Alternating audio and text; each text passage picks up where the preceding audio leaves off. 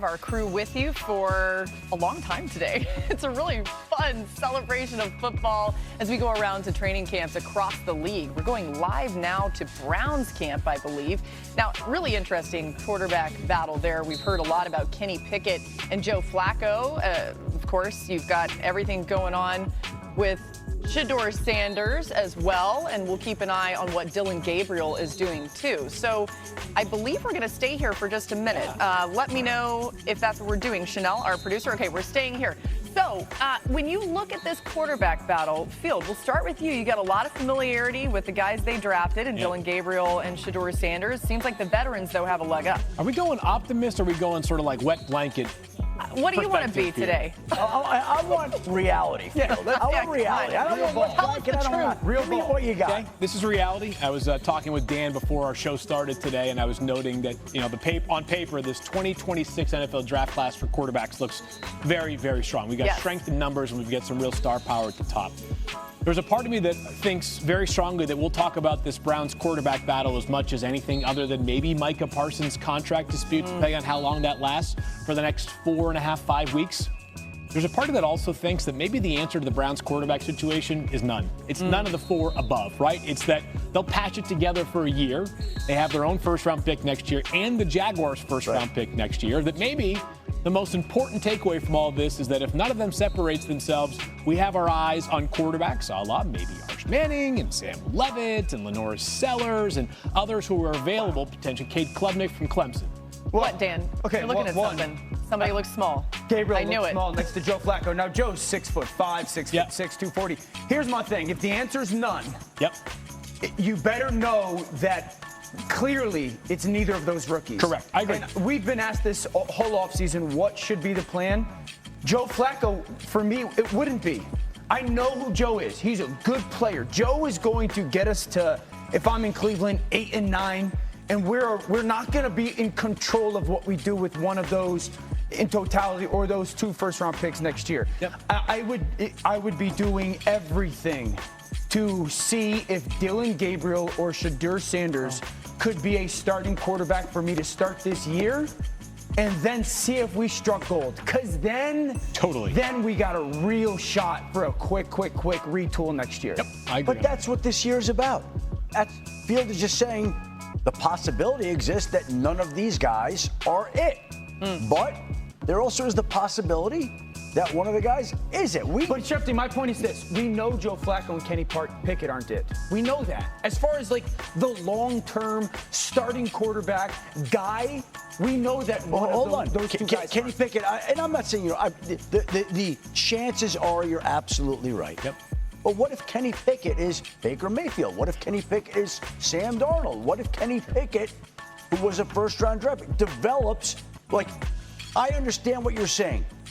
He's bounced around. But there have been other former first-round picks that have bounced around that later on have had something of a resurgence.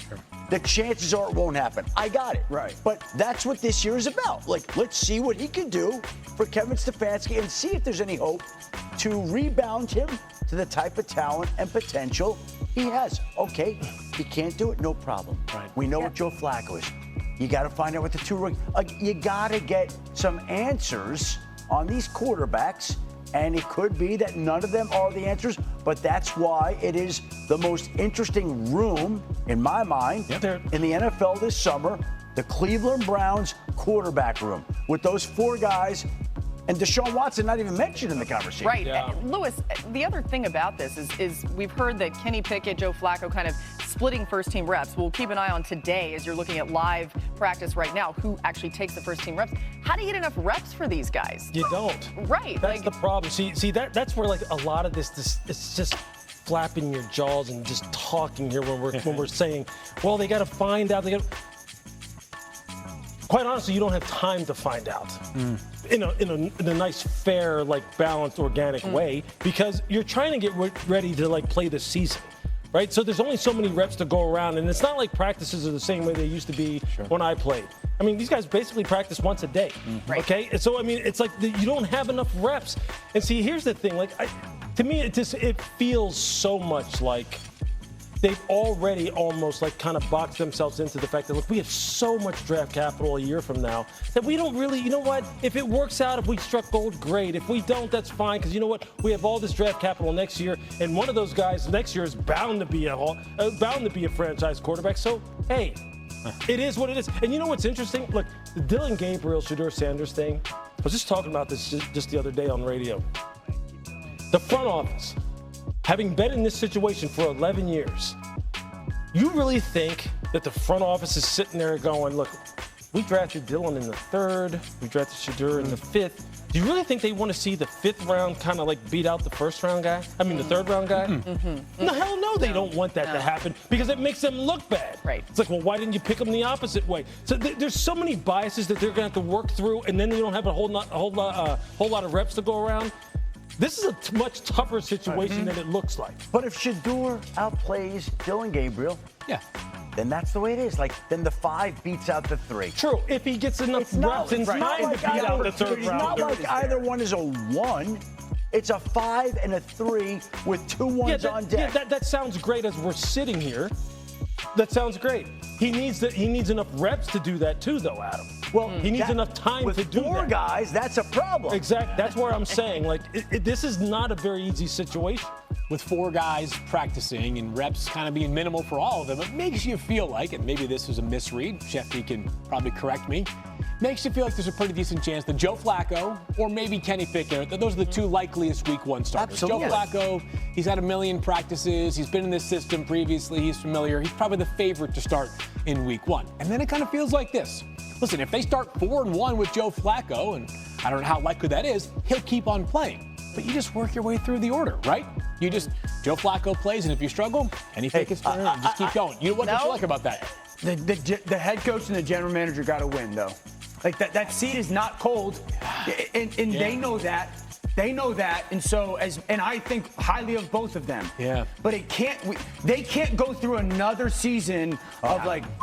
They've been piecing that together. If that's the case, they have the draft capital, and again, when you're talking about the rookie quarterback starting, point I want to make. If you're not a first-round draft pick, how many times have we seen a mid-round pick come on in his rookie year of camp and win a starting job? The times I can remember. Russell Wilson as a 3rd-round pick when he shined in the summer and clearly outplayed Matt Flynn and Charlie Whitehurst and Dak Prescott. Those are the 2 that I remember. Both guys lit it up in the summer. Now, we may see Dylan Gabriel or Shedeur Sanders, despite the lack of reps. We may see one of them come out and light it up. But in my mind, that's what it takes when you're a middle-round pick to win a starting job. You have to. You got to leave no doubt. Clearly outplay your competition. I know what you mean. All right, so obviously we're going to keep talking about this Browns quarterback situation. It's crazy. They had a really good running back draft. Quinshon Judkins, Dylan Sampson. I like those 2 picks. They still got Myles Garrett. Anyway, we're tabling the Browns momentarily. We've got a lot more to get to. We're flying around the entire league. When we come back, we're going